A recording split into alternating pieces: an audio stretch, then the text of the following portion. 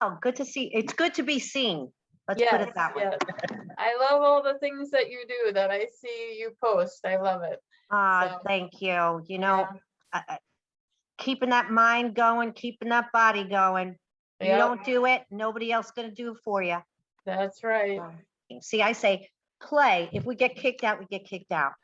Congratulations. You just completed your campaign. Yay. Thank you. Thank you.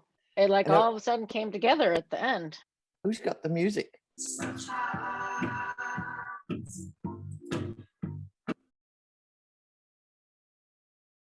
Good morning, everyone. I'm very happy to have another Zoom call. It's been a while that we've been together here. Out of courtesy for background noises, can everybody just mute themselves unless you want to ask a question?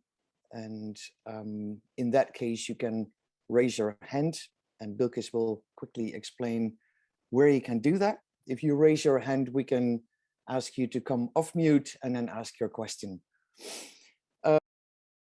I would like to start today with acknowledging that I am on the unceded territories of Toronto.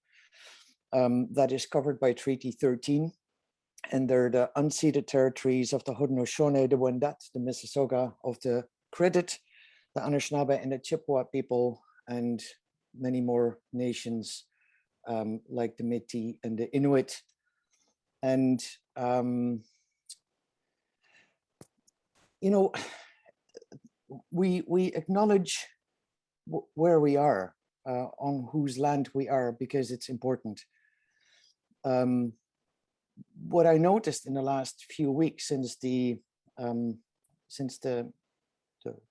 leaving of the US from Afghanistan is that everywhere in the news it says the longest war of the US, and that is kind of an, you know, discrediting and erasure of history, because it's not the longest war. And it is important to draw attention to whose land we're on, because, for example, the Beaver War was 60 years long. The French-Indian War was 74 years long. The Sioux War was 36 years long. And the Apache War was 39 years long. So by the media just continuing to say that it was the longest war of the US in history is erasure of history, which means a sort of discrediting of everything that's happened to Native people. And is happening today to Indigenous people all around the world. So we have to be very careful with just taking for granted what the media says. I mean, generally we need to be careful with that, but in relationship to Indigenous people, it's very important that we acknowledge what happened in the history, which still affects Native and Indigenous people today. So that's my land acknowledgement for today and the opening of this call. And I'd like to invite you to add in the chat where you're calling in from. If you know the territories you're on, please share. If you don't know it yet, it might be a good thing to look that up, because it is important that we understand on whose land we are. And with that, I would like to hand it over to Stephanie or Bilkis to do some housekeeping rules on mute and how you can find your way on Zoom if this is the first time you're on Zoom. Thank you, B. I will just be sharing my screen. Just one moment, please.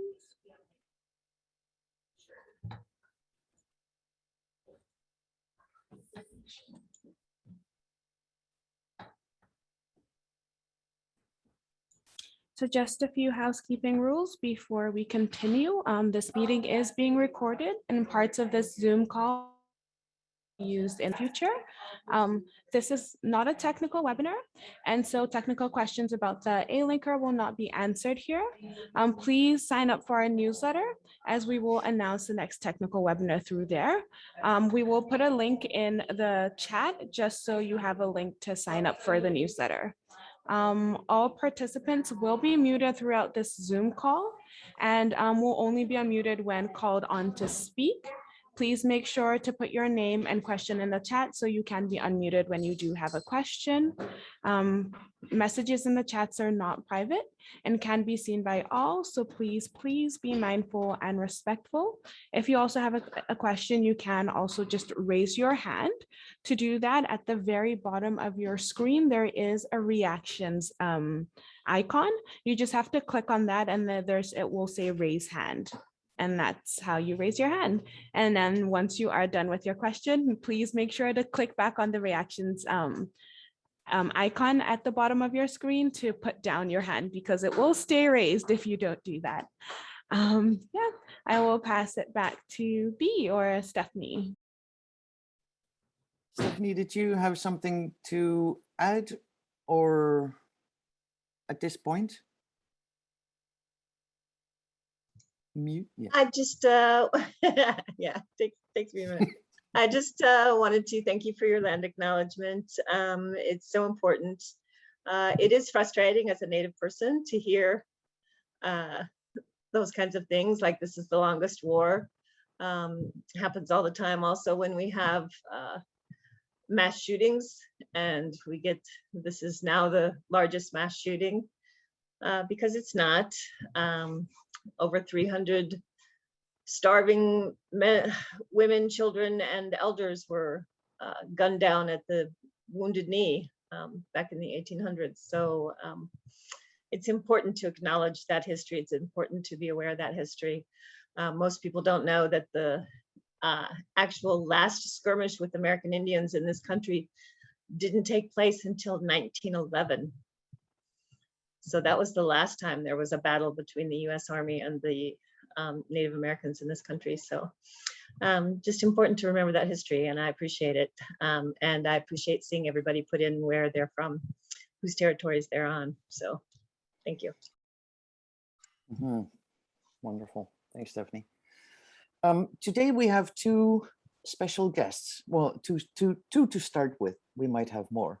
We've got many special people here, but two people that we've asked to be special guests. It's Valerie Klein, who is an occupational therapist, retired now, and one of the longest Alinker users in history. I think you were the second in the US or something. And we have Dr. Gretchen, who is a physiotherapist, specialized, certified in MS, like Valerie Klein, also certified in MS. And we're going to have a bit of a conversation about the neuroplasticity of the brain, special benefits that the Alinker might have on that.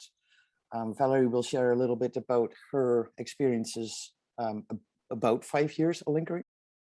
Is it 5 years, Valerie? 6 years? It What is it? 5 years, just, yep, as of July. Pretty Yep. impressive.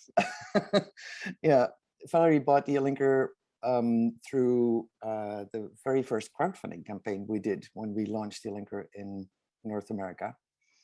And just to give you a bit of a historical timeline there, it is only next October, 5 years ago, that the first container of Alinkers arrived in North America. So we're still pretty young, and I'm super happy that we're building this community around the bike. As we always say, it's not about the bike. It's about what it allows us to talk about.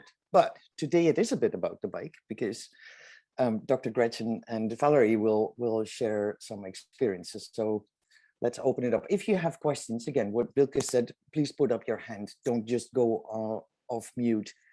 We'll loop you in the conversation if you have questions for Dr. Gretchen or Valerie. So welcome, Valerie and Gretchen. How are you? Great, great. And so Gretchen is on there? Yes, I'm right here. There Hello, she is. everyone. Hey, Gretchen. Hi. Yeah. Gretchen, you shared before some really concrete messaging about the neuroplasticity of the brain, and just really help people understand, I think, just how we can impact that messaging. And no, we don't get to see the workings of the brain and what's happening, but that it is happening, and the more that we can really be intentional and try to, think about that process is what I really appreciate doing. So when I'm on the Alinker, I'm usually either trying to think about, am I just trying to get to point A to point B, or am I really using this as an opportunity to be really thinking about, my movement patterns and the quality of my movement patterns, because that can make a difference. And so just kind of differentiating between those two, because I think on the practical side of things, sometimes, we're not always going to be that intentional. It's like, hey, I just want to get from here to over there. And, I'm not going to be, concentrating on quality movement at that time, or, really having it be more of a specific time for exercising the brain and the muscles. And so that's what I can appreciate about using the Alinker. Gretchen, maybe you want to say a little bit more about, I mean, we talked about that in a previous Zoom call, but maybe for the people that were not on that Zoom call, maybe you can give a little summary of what neuroplasticity is and how it actually works, and then what specifically the Alinker does to activate that. Absolutely. And if I could just get by a show of hands, just because I'm curious as to who's listening, raise your hand if you've heard of neuroplasticity before, if you know that name. Okay, so a bunch of hands. Keep your hand raised if you know it so well that you can explain it to someone else. Okay, so awesome. A few hands still raised, if these somewhat immediately went down.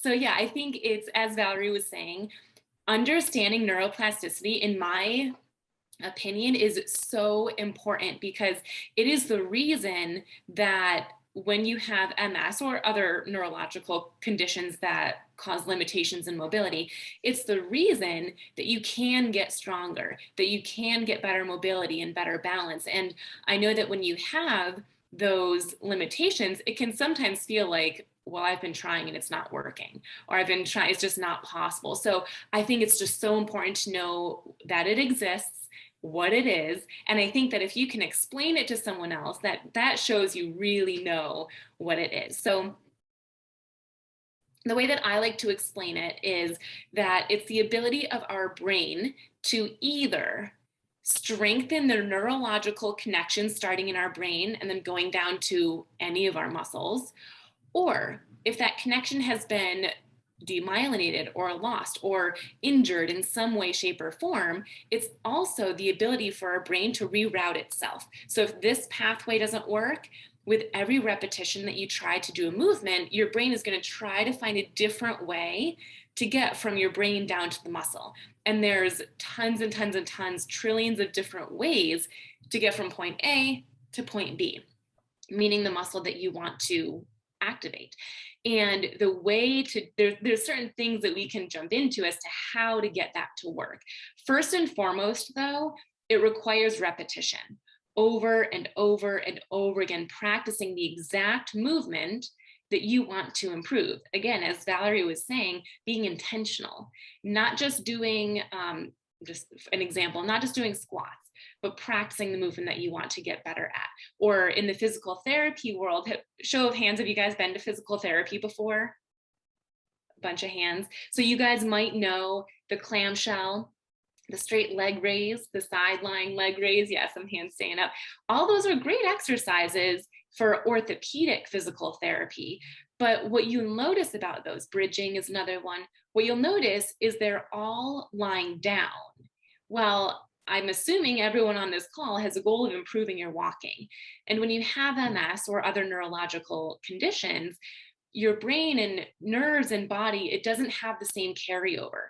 So doing lying down exercises, you might get great strength lying down, but it doesn't have that carryover. You might stand up and where did that strength go? You still can't walk well. So it's really important that you do the right types of exercises in a standing position or a seated position based on wherever your goals are, and high repetition. Every time you attempt to do a movement, maybe it's lifting your toes up, maybe it's bending your knee, maybe it's marching, whatever it is, every time you try to do that movement, your brain is either strengthening the pathway that already exists or it's finding a new one.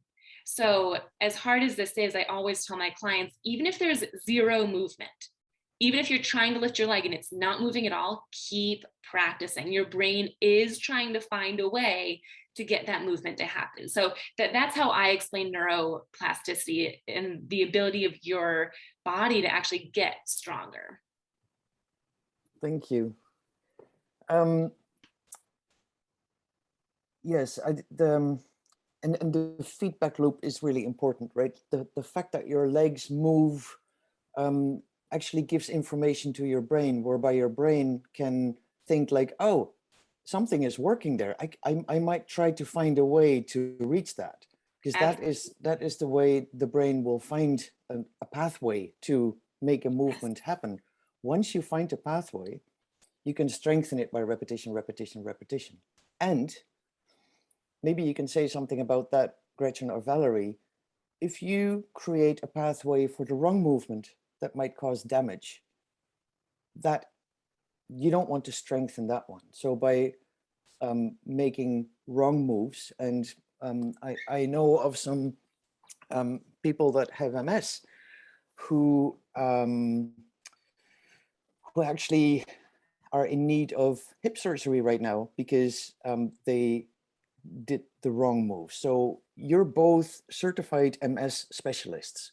What does that mean? What are things that you should not, or specifically should do with MS? Can you say something about that?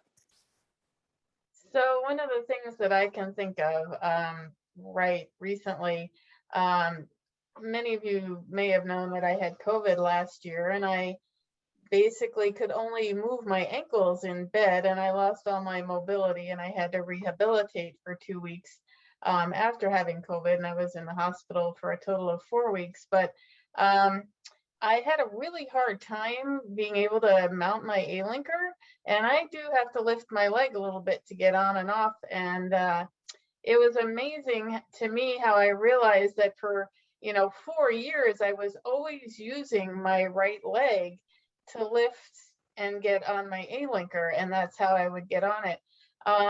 What happened with after having COVID was I had to start using my left leg to get over the seat, and I didn't have to lift a lot, but I had to lift it some, and having lost all my mobility for those weeks, I learned a few things. One, just doing heel raises really helps with that momentum of just needing to get your leg up and over, and also not favoring one leg over another. Now, yeah, for 4 years, the right leg loved it. It was comfortable. It was the way I like to do it. And then when I was forced to have to use the left leg for getting the leg over the saddle, I was like, oh my gosh. And that took a huge amount of repetition, huge. And now it's to the point now where, okay, now I've been favoring the left leg for, almost a year, and it feels quite natural. So, building repetition for something that feels awkward will eventually feel more natural, but then I don't want to, over favor one side over the other, right or left. And for a lot of people with MS, there is usually one side that feels stronger or is stronger, and one that side is weaker. And so, again, that intention of really trying to work with your limitations. I also know that my right leg, which had been my stronger leg, had become weaker, and so then I was starting to drag my toe as I was walking, and so I had to back things up and slow down and improve the quality of that movement before trying to resume how quickly I could move before. So that was something that it was like, don't let your toe drag. Slow it down, do less time, don't overdo it. And so breaking things down into smaller pieces and parts to really realize, okay, I want to bring that hip flexor up in order to get my heel down, and trying to imitate more of a normal gait pattern on the Alinker. So those were the couple of things I took away in the past year, having been on the Alinker for all these years. It's like there's always opportunities to learn more and do things differently. Mm-hmm. And it's important what this one thing that I picked up specifically is like, I've been doing what I was comfortable with. And that's an ongoing thing that, that we need to talk about, because if you're in your comfort zone, you're not necessarily pushing the boundaries of what you can learn or what you can grow. Athletes, and maybe Heather or Julie want to say something about that, because they're the top athletes here on Alinkers. Athletes understand that you have to move through discomfort to get a little bit through pain and through discomfort in order to grow and to learn and to strengthen those neural pathways. I and can so- speak to that if you Yeah, want please, me Heather. to. Yeah. This is Heather. I have to say, for opening, I guess it was Dr. Gretchen, you spoke to my heart. I'm a ultra marathon runner, and if it wasn't for the Alinker and learning the uncomfortable patterns, I would never have ever been able to cross a finish line. So repetition of the uncomfortable, learning what you think is impossible is what it takes. And I have a zillion questions for you, Dr. Gretchen. I just wish I could have 10 minutes with you. But neuroplasticity, when I'm on the Alinker, I have to say that I wear static AFOs on the Alinker. I also wear an electronic stimulator to train that muscle to keep that pathway open. So I am doing everything I can to get to the finish line. But there's one word here that I want to say and really emphasize, and that is the word commitment. If you're doing this once a month or once a week, you're not going to get the value. This is something that I've learned, that you have to train. You have to get with someone that understands, a PT person that understands multiple sclerosis, that is going to challenge you and not limit you. So I just want to let everybody know, it's, for me, B will tell you, it has been a journey for me. It's a psychological journey, and a journey that, you know, I'm not willing to say no. I make adjustments, not excuses. So I hope that helps everybody. Thank you, Heather. And Heather or Julie, do you want to say something about the upcoming really big marathon that you're both going to do? Okay, I guess I'll speak up. Julie and I, because Julie is driving, maybe driving right now, but Julie and I have a lot going on with the Alinker.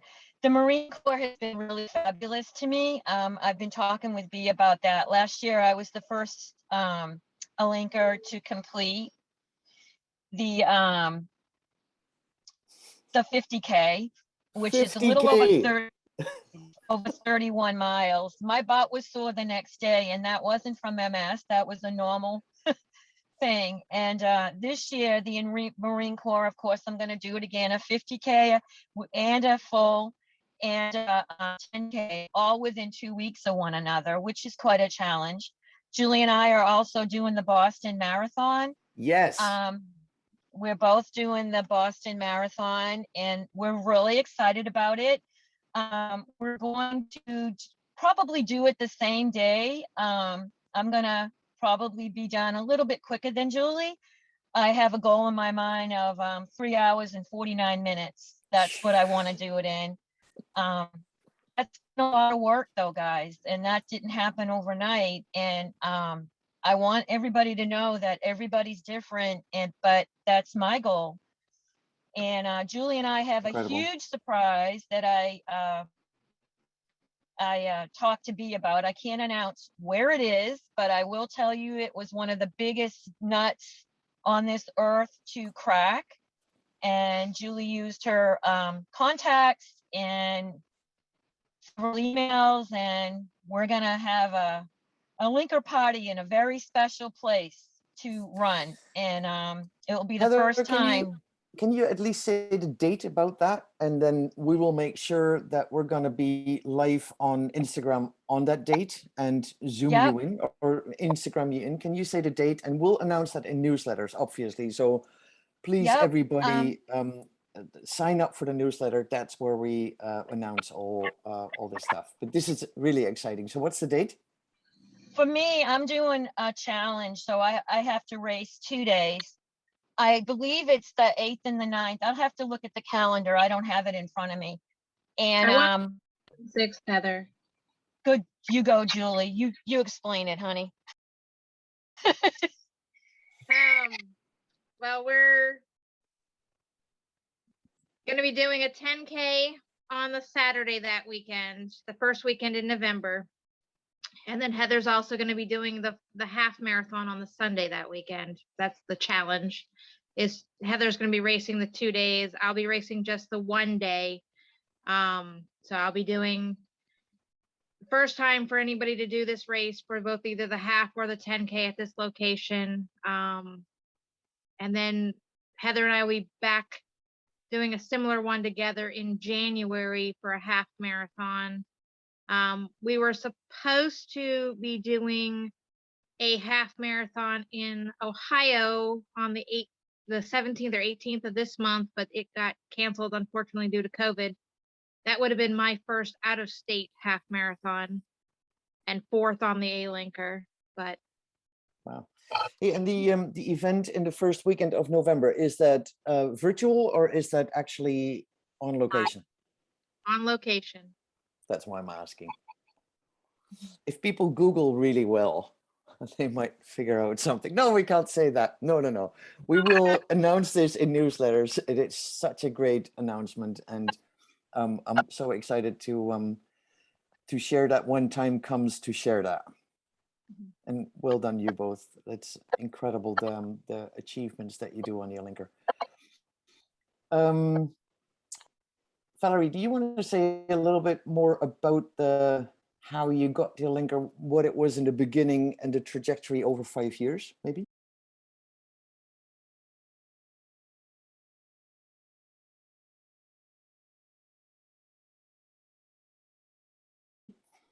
For people that are fresh Alinker users here on the call. Right.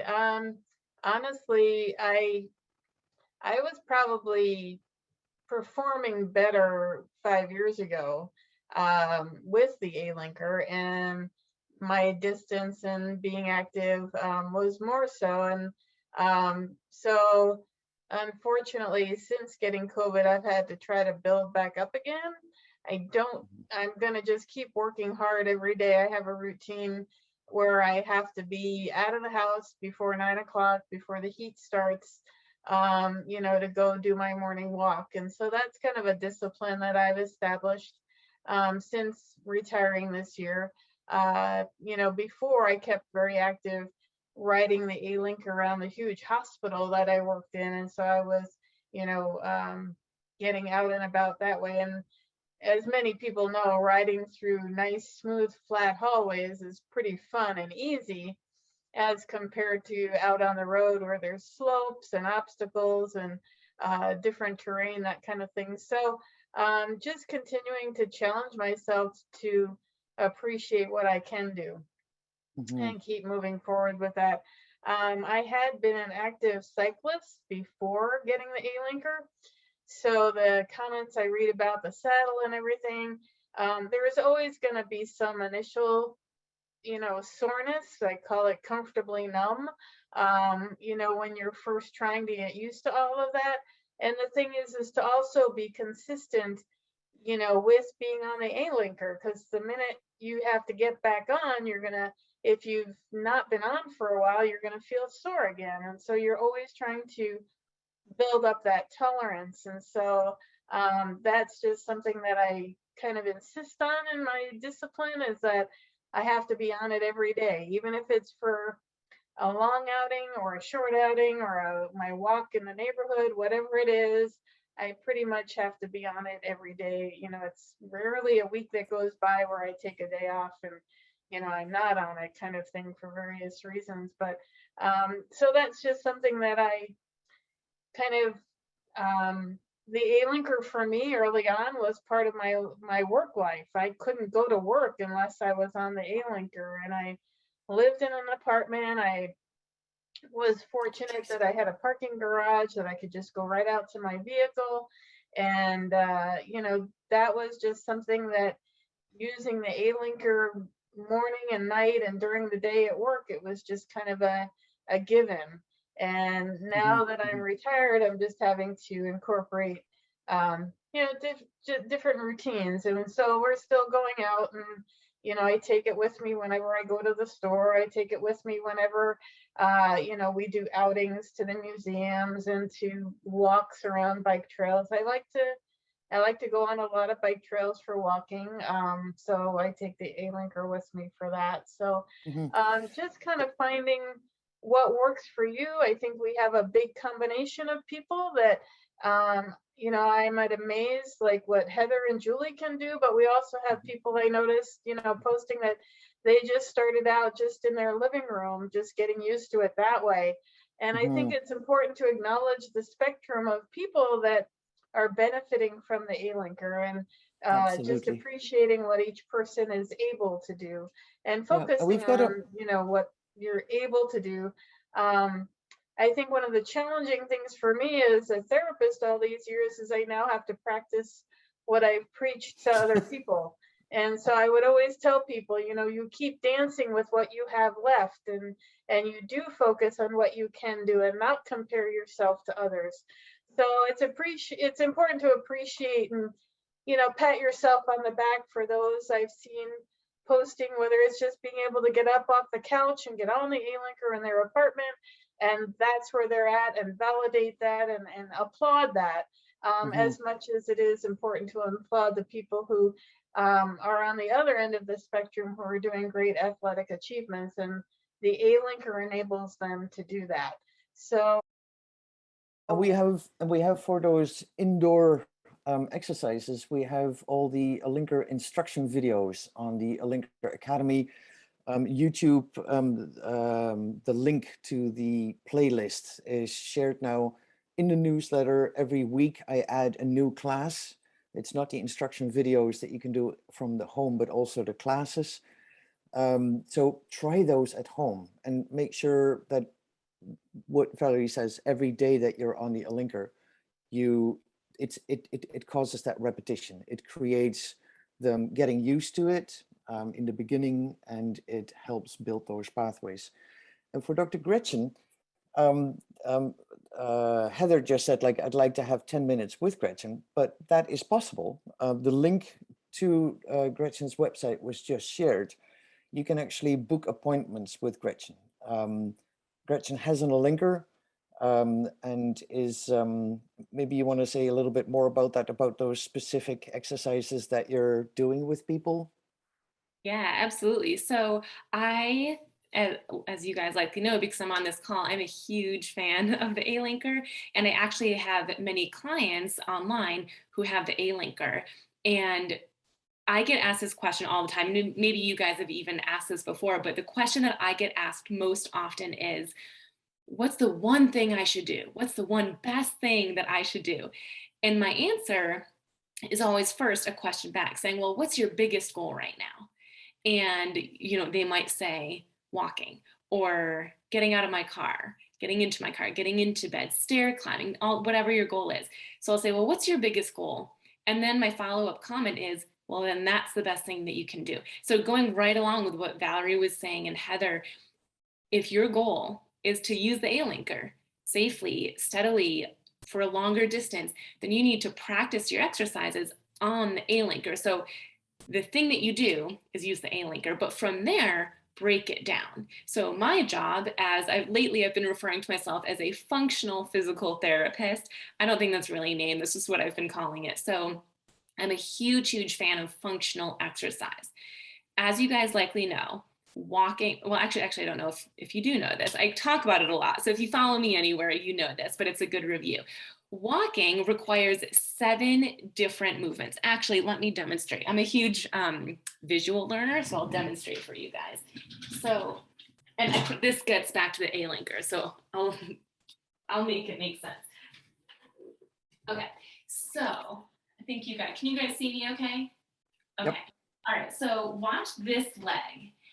If I'm gonna walk in this direction, walking forward requires first that I shift my body weight onto the front leg. Then it requires that I bend my knee, then that I swoop my toes for foot drop, then bring my knee up, then straighten my knee, and then put my heel down. And all of that was happening while this leg was moving forward. I was standing on one leg. So that's 7 things. So what I tell all of my clients is if your goal is walking, you now have 7 exercises that you can do. And you guys can actually do all of those things on the Alinker. When I demonstrate that, a lot of people think or say to me, oh my gosh, I could never do that. I'm exaggerating right now. I am trying to show you with as much movement as I can. You do not need that much movement to walk successfully, with or without an Alinker or any type of mobility aid. So those 7 things, that's what I give my clients to do on the Alinker. So you're sitting on the Alinker and you're practicing bending your knee. And there's a bunch of different ways that you can do that, but that's one of your exercises. You're on the Alinker and you practice your marching. So that's how I implement the Alinker for my clients that do have the Alinker, because it's functional. If you're practicing standing marching, things like walking, stair climbing, getting into a car, getting into bed, those things will be easier. But the most functional way to improve walking using the Alinker is to do them on the Alinker. And this theory that I'm sharing with you is the same for anything. If your goal is getting into and out of a car, well then practice getting into and out of a car. If your goal is to stand up with more strength or sit down without plopping, well then standing up requires 5 different things, just in the same way that I broke down walking. Every goal, break it down. How many movements can you break down your goal into and then practice it? So that's what I do with everything. The only exercises I give are in that way. So we think of the goal and then we break it down from there. Nice. Is there anybody who has questions for Dr. Gretchen or Valerie at this time? And please raise your hand. Heather has. That's a literally hand raised, not in the reactions. My question's for you, Dr. Gretchen. I have to be honest, I'm really excited to hear your attitude when it comes to the Alinker and MS, because one of the roadblocks as an MS athlete especially is not many PT people understand multiple sclerosis. And I believe that, laying down exercises are of little and no use. Well, they do help, but standing up is where it's at. So I guess when it comes to neuroplasticity and when I'm running and stuff, no matter what, there are moments where it's not going to happen. So I have to kind of stop and cool down, if you will. Can you speak to like neuroplasticity and heat in MS? Is there anything that I can do to overcome that? I guess that's my question. Good question. Yes, I felt a big smile come across my face because I love talking about this. So heat intolerance is so important. Hold on, I'm going to change my screen to gallery so I can see everyone. Show of hands if you have any form of heat intolerance, meaning your symptoms get worse with heat. Hands going up. Okay, so this is really, really important.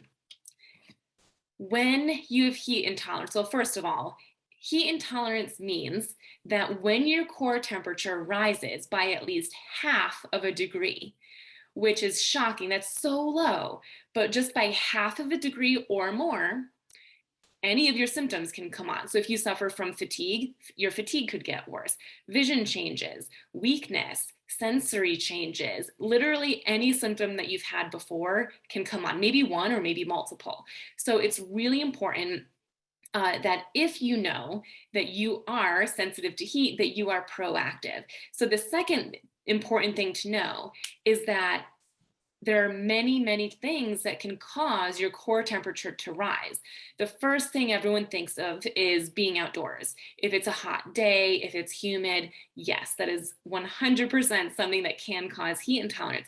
In addition to that, hot showers, or even for a lot of people, if you're inside on a hot day, even if you're inside in air conditioning, the barometric pressure is still high. I have many clients who have heat intolerance sitting indoors in a cool room on a hot day. So that comes into play as well. Stress, temperature rises.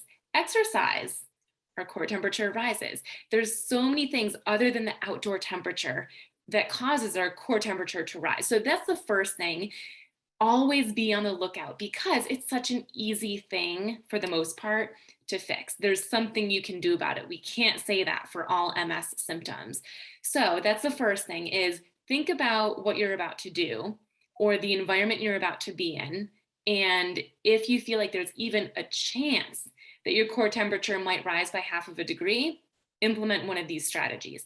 My favorite strategy is sipping. I, of course, forgot to bring my water bottle in here right now, but sipping ice cold water, not room temperature water, not lukewarm water, ice cold water. You are ingesting something cold into your core. So that by far is my favorite thing. It doesn't require you purchasing any products. Ice cold water, or even if your teeth can handle this cold, sucking on an ice cube. So cold, cold, cold. Another thing, getting some type of cooling products. So there's tons of different cooling vests. There's cooling neck wraps. One of my favorites, cooling wristbands, cooling hats, cooling shirts. There's cooling necklaces. There's so many cooling things. Proactively. Do not wait until you're outside and you feel like, oh, okay, yep, I'm feeling it. Come on now. Too late. I mean, it can still help, but the goal is to prevent that from coming on. So pick some strategies that you want to use and implement it before. Try to, if possible, be proactive. With that said, sometimes, as you guys know, it just comes on out of nowhere. You weren't expecting it. That's fine. You can still implement these things. But yeah, it's so important to know that many things cause heat intolerance, not just the temperature outside. And there's many things you can do. Ice cold water is always first, then any of those cooling type products. And then, of course, stopping what you're doing, resting, taking rest breaks as you're exercising, longer rest breaks to allow your core temperature to cool. You know, for in the PT clinic, I'd give every client a cooling vest before we even started, just being proactive to try to prevent that from happening. Then you get more out of your exercise. So those are my best tips. Thank you. And Beata, you have a question. Two people have raised their hands. We'll get to the questions. Beata. Hello, Good everyone. morning. Hi, Gretchen. I don't have MS. What I have is fairly similar. It's HSP, hereditary spastic paraplegia. And so it's a slow progressive thing. And I've had it since God knows how long. Anyway, so my walking, I do use a walker, but now what has happened is that, you know, other than when I go grocery shopping, and you know how you can stop and you pick out your veggies and whatever, that's fine. I can probably do a half an hour when I do things like that, but I can no longer walk for any length of time. So therefore, I've gotten the Alinker. So big problem is I've played with it many ways, is my fatigue sets in really quickly. So I can do, say, 10, 15 minutes. But then if I do it first thing in the morning, I'm toast for the rest of the day. And it ends up being physically and mentally. So then I tried doing it, say, like at 9 o'clock at night. So we've had humidity, which is great. You know, sun's down, super. And so then I'm tired and it works out because I can just veg, right? Watch the show and go to bed. But I'd really like to see if I can combat the fatigue during the day, because otherwise I won't be able to use it on a regular basis. So any advice? Yes, so a few things. I was jotting down some notes so I don't forget what I want to say. So a few things. And first of all, even though you don't have MS, these strategies that we're all talking about, even Valerie, Heather, they still apply. I have many clients in my online program that have MS, but I also have clients with HSP, with Parkinson's, with any type of neuromuscular or autoimmune condition. So it can still help. Don't feel like because you don't have MS, these things that we're chatting about won't help. Secondly, currently, the guideline for exercise is 150 minutes per week. So it depends on how many days you want to exercise. You can break that up. So 150 minutes, but in MS research, what's been found over the last few years is that exercising throughout the day is just as effective as exercising all at once. Now, I've been an MS specialist for 6 years now. What month are we? September. Yeah. So August was 6 years. So just over 6 years. Back then, research showed that they thought exercising all at once was most effective. Now that's changed. And exercising throughout the day is just as effective, which means it's totally okay that you can only tolerate 10 to 15 minutes. 10 to 15 minutes is a good, I sometimes only exercise for 15 minutes once a day. And that's what I do. So what I would suggest is still do small chunks, but I would encourage you to maybe do even smaller chunks. Yes, you can tolerate 10 to 15 minutes, but if that's causing you to be fatigued to the point where you can't do anything else the rest of the day, or at least not what you want to do, try 5 minutes and then rest for several hours, or do what you got to do for several hours, then 5 more minutes, then 5 more minutes. And if you can do 5-minute spurts throughout the day, you might get to 20 minutes. Or 15 or 30 minutes. So, and that's everything that I do is based on research. Like if it wasn't shown to be as effective to exercise throughout the day, I wouldn't be recommending this, but it is. So you can do 5-minute spurts. And the number one thing is once you exercise in that way, be proud of yourself. Like I tell all of my clients, I want you to tell yourself afterwards, whether you say it out loud or you just think it, good job, I'm so proud of myself. I'm so proud that I actually did that today. Because if you don't, it's easy when you break it up in just 5-minute chunks to feel like 5 minutes, like that's all I did.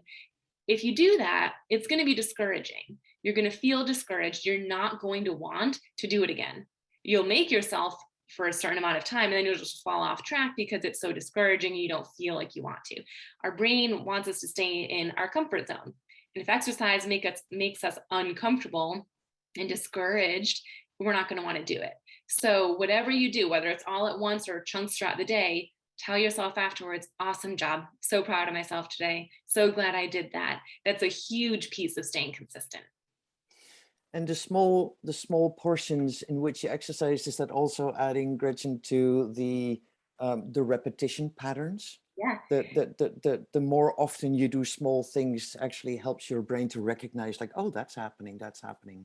Yes. Right? Yeah. 2 things about that. One, I actually have a preference for my clients to do it throughout the day if your lifestyle allows for it, for 2 reasons. One is B is saying you're training your body to use your muscles throughout the day, not just at once. What's the point in getting stronger if you can only use it between 9 and 10 a.m. because that's when you exercise. You want to use your strength throughout the day. Number 2, splitting it up into chunks means you can do more. And our brains, they don't care how many you did all at once. They care cumulatively. If you throughout the day did 20 good quality, I think it was Valerie who was saying earlier, making sure it's good quality. If you did 20 good quality repetitions in chunks of 5 or 3 or 2, your brain at the end of the day tried 20 times to get those connections to work, which is the same as if you did it all at once, but maybe you fatigued, so it was poor quality. So just cumulatively do as many as you can with good quality. And that is part of building up, like maybe when you build that up by repetition, maybe in a few months' time or half-year time, you can do 50 minutes without being exhausted. Yeah. And then you can do a few times 15 minutes per day without being exhausted. But it's really building up the brain. Just needs the information to be able to understand what it can do, and it wants to work. Your brain wants to work, and something specifically that works on the Alinker, because you exert pressure on your sit bones as you sit on the back of the seat and your pelvis is slightly tilted. By moving your legs, you actually open up a highway of information to your brain, which is the activation of brain, whereby the brain then goes like, oh, that's happening down there. I'm going to try and find another way around the lesion or whatever. But the brain wants to work. So the Alinker specifically activates that and allows the brain to try and find different pathways to get the movement going. Yes. And one thing that you mentioned earlier, B, was the feedback loop, so neuroplasticity is the first part of it. So let's get our brain to find those pathways down to our muscles. The second piece of it is the loop, meaning getting it to work and coming back up. So it's this loop, brain, muscle, muscle to brain, and it's that loop, keep going.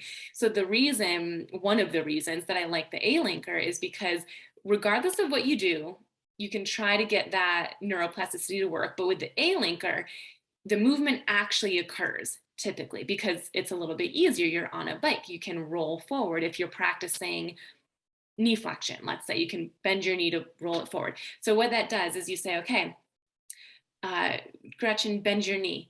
So that's the thought. Then it travels down the neural pathway, gets to my knee flexors, I bend my knee, and because it moved, it comes back up saying, yep, you bent your knee.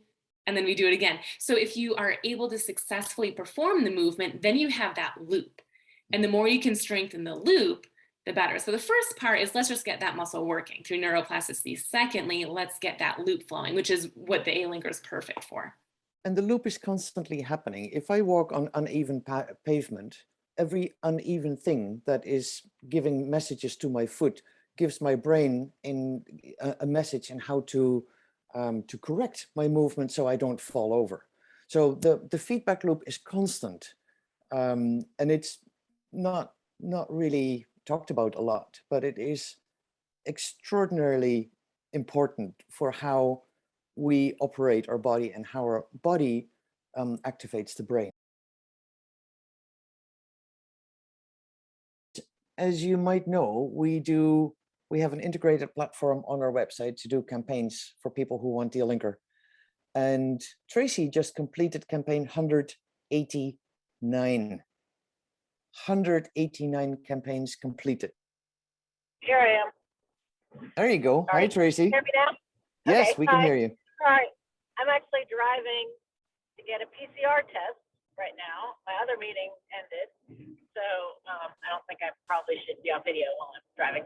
Anyway, so I just want to thank everybody for all of their help with my campaign. What number of campaign am I? 189. 189. Okay, awesome. And, it started out kind of slow, but then it picked up at the last couple of days, and then I reached my goal and exceeded it. So I'm very excited, and I can't wait to get my Alinker and start A-linking. That's fantastic, Tracy, and congratulations. Thank Now, you. for the last 11 campaigns before we reach campaign 200, we are going to gather 11 campaigners all at once, and they do a bit of a race to the to the 200. So if you know people who want to start a campaign, let us know. Share the campaign, share news around that. We're gathering 11 campaigners that we're going to all launch together once we have them, and it will take some time to build them. And Stephanie maybe can say something about that. Stephanie is the one who is helping the campaigners build their campaign in a way that it can be launched. Stephanie, you want to say something about that?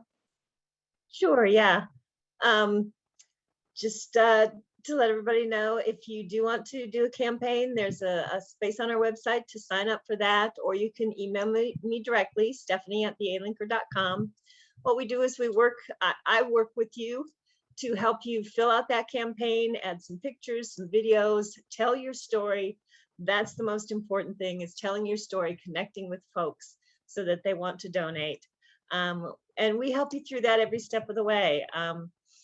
And as you campaign, once we launch you share your campaign on social media, Facebook, Instagram, everything like that. And we're there to give you advice, help you with hashtag ideas, help you with ways to reach more people. And I'm so excited to get to number 200 because I was number 100 and I know how special that was for me.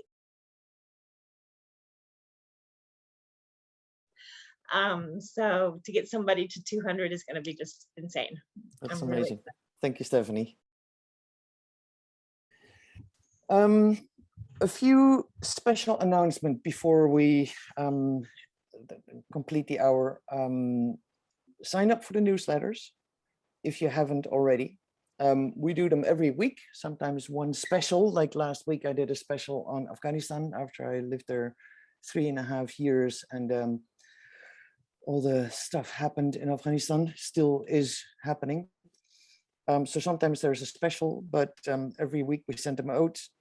And early October, there is a book launch. There is a book launch of the Chargimals, and the Chargimals are little monsters that represent various diseases.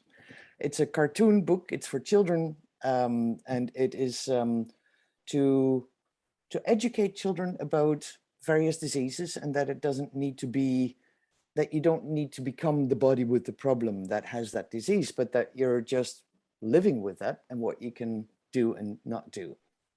And there is a special book that's going to be that has been written, Donnie and the Norm Birds and the 3 Norm Birds. And that's the 3 Norm Birds are 3 Alinker users who come to Chargiville. It's a very funny book. It's got beautiful illustrations, and I will announce that early October when the pre-sales are happening. And the woman who wrote that book is living with a whole lot of autoimmune diseases and stuff, and knows very intimately what life is with that. And from there, she started talking about, like, children actually don't know what that is and how to talk about that. So that's why she started the Chargimals. And then the campaigns newsletter. Oh yeah, September, for everybody who is still looking to buy an Alinker. September is a very special month because we have free shipping the whole month. So for everybody who's considering it, spread that word because it's a big thing. And then the marathons, the Boston Marathon will be announced that Julie and Heather are running, and the other event, that mystery event happening the first weekend of November. I see you laughing, Heather. It's a mystery event, but it's going to be a big one. So sign up for the newsletter if you haven't got it yet. Share the newsletter once you get it. And that's, if you want to share your story, send me an email and I'll include it in a newsletter. It's always very welcome if people want to share their experience, because I can talk about the Alinker, but it doesn't mean anything if Alinker users don't share their stories themselves. And I've got one special person here who I just met, Kalindi.cordero, who is the founder of a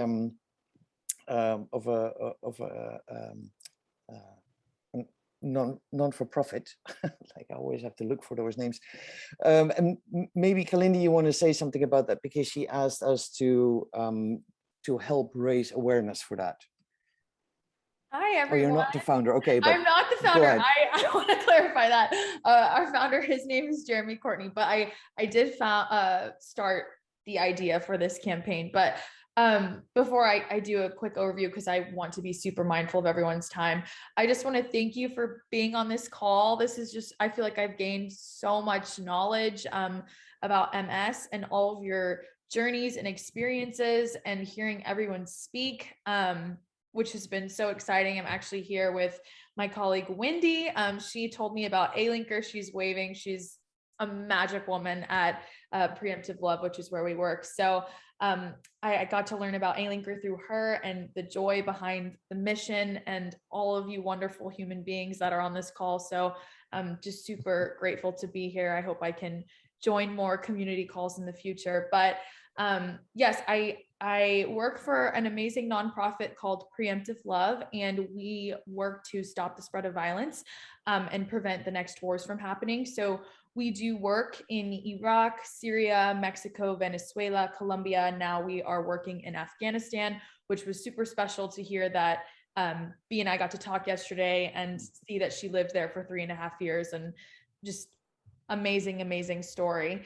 But yeah, and so we work alongside refugee families, displaced refugee families. And so we aim to provide jobs, create jobs, provide medical and food relief to families who are in major need of that. And then we also build community through Love Anyway gatherings, where we get to mobilize and be with people from all over the world.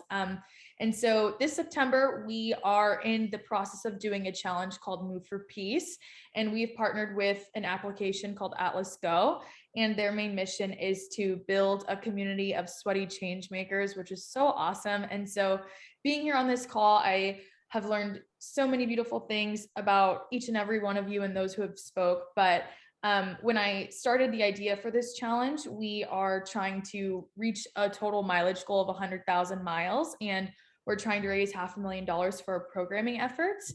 And when we were doing this, I really just have seen in the past with other nonprofits and for-profit companies, doing 5Ks or doing walks, but it never felt inclusive to people who are differently able-bodied. And inclusivity is so important to me. And so when you participate in our challenge, there's an actual function within the app where you can participate not just through mileage, but you can paint, you can do gardening, you could move on your Alinker and actually log that. So we would love. Kalindi, is there a sign up on the website? Yes, there that is people a can sign up. participate in the event. Okay. Yes, sorry. Cool. I think that was, let me send you this link. That was not it.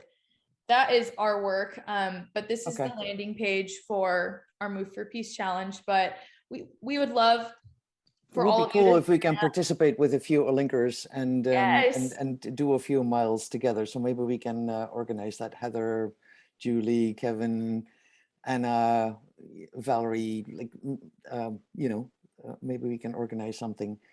And Wendy Russ, I heard that you have more than one Alinker. Do you want to say something about that? No, I actually only have the one. Okay. I have the one. Then I'm a liar. I thought you had more than one. No, I just have the one, but it's a life changer. It's been so amazing for me because I just, I want to be out there and be really active like everybody does. But I just couldn't do it. And this has just been amazing for me. So when Move for Peace came up, I was like, we have to see if we can get more people with Alinkers to do this, because it would be so exciting I just want everybody to know about it, because I'd never heard of it. I'm trying to think even where I found out about it. But once I did, I was like, why doesn't everybody know about this? And so I just thought if, people could post their selfies of them on them. And, when I first started to decide, is this right for me? I would look for all kinds of videos everywhere because I just wanted to see people doing it.